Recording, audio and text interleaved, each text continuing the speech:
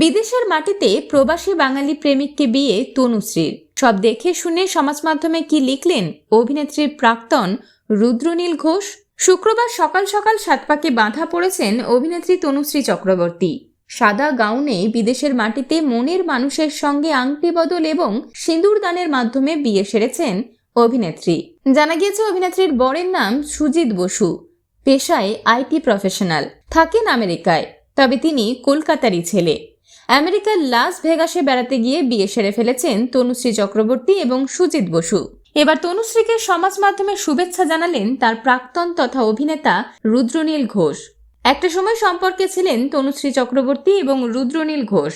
বিচ্ছেদের পর পেরিয়ে গেছে অনেকগুলো বছর। তনুশ্রী সদ্য বিয়ে করেছেন।